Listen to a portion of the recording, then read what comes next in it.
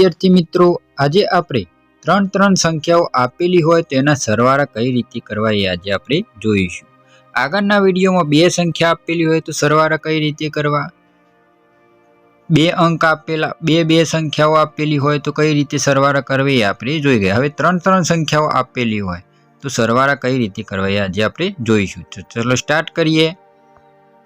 એમાં પહેલી સંખ્યા છે 462 પ્લસ 337 પ્લસ 531 નો આપણે સરવાળો કરીશું. તો સરવાળો કરતા પહેલા આપણે શું જોઈશું, તો એકમના અંકોનો સરવાળો કરીશું. તો આમાં એકમના અંકો કયા કયા છે? 2, 7 અને 1. 2, 7 અને 1. તો 2 અને 7 અને 1 નો સરવાળો કરીશું તો શું આવશે? સંખ્યા બનશે 10.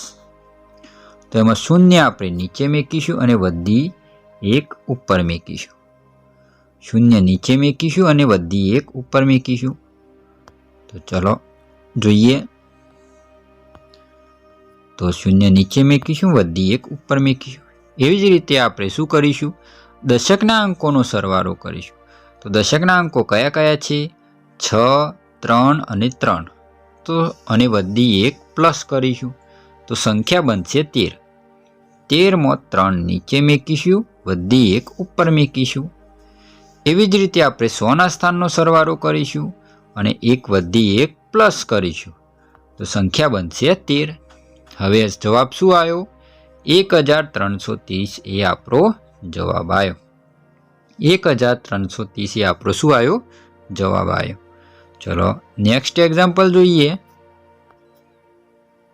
667 પ્લસ 265 પ્લસ 504.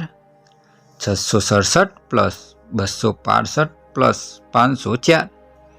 તો સૌ પ્રથમ આપણે આગળના વિડીયોમાં શું કર્યું? એકમના અંકોનો સરવાળો કર્યો. એવી જ રીતે અહીંયા પણ એકમના અંકોનો સરવાળો કરીશું, દશકના અંકોનો સરવાળો કરીશું અને 100ના અંકોનો સરવાળો કરીશું. તો ચલો 7, 5 અને 4 નો સરવાળો કરીશું તો સંખ્યા બનશે 16. વધી 1 ઉપર મૂકીશું.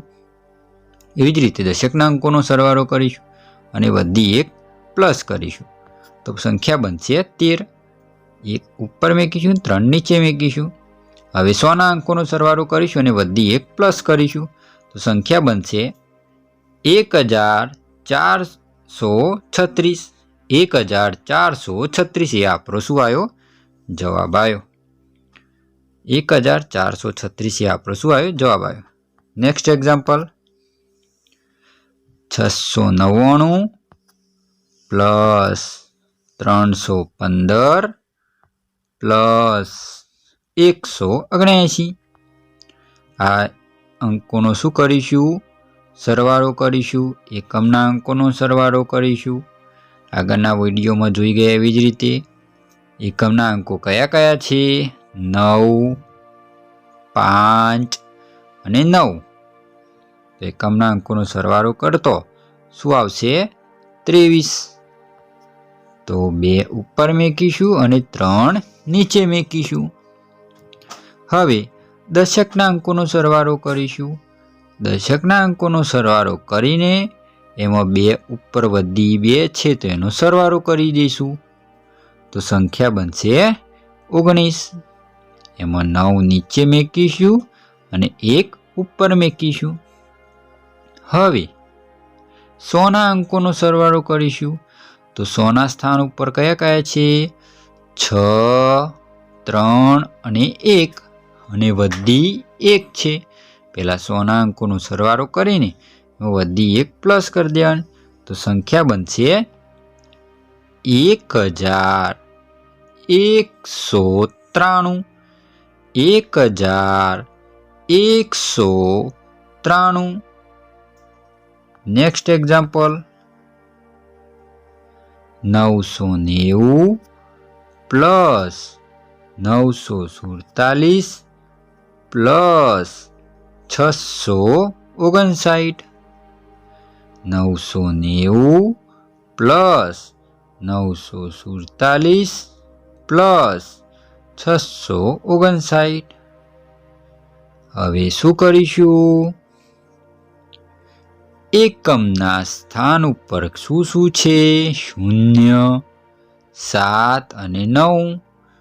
7 અને 9નો સરવાળો કરીશું તો બનશે 16. 6 નીચે મૂકીશું અને 1 વધી ઉપર મૂકીશું. હવે 100ના સ્થાનનો સરવાળો કરીશું અને એમાં 1 પ્લસ કરી દઈશું તો સંખ્યા બનશે 19. 9 નીચે મૂકીશું અને 1 વધી ઉપર મૂકીશું. હવે 100ના સ્થાનનો સરવાળો કરીશું તો એમાં બનશે 25. તો આપણો જવાબ શું આવ્યો? સંખ્યા વાંચતા પણ આવડવી જોઈએ. 2596. 2596 એ આપણો શું આવ્યો? જવાબ આવ્યો. હવે તમારે ઘરે બેઠીને શું કરવાનું? આ જે સંખ્યાઓ આપેલી છે એના આન્સર કોમેન્ટ બોક્સમાં જણાવવાના. તો શું આપેલા છે? 679 plus 740 plus 472, 949 plus 577 plus 368 plus હવે બીજી નેક્સ્ટ સંખ્યા છે 986 પ્લસ 658 પ્લસ 671. એવી જ રીતે નેક્સ્ટ એક્ઝામ્પલ છે 980 પ્લસ 307 પ્લસ 119. એ જ રીતે છે 979 પ્લસ 500 પ્લસ 394.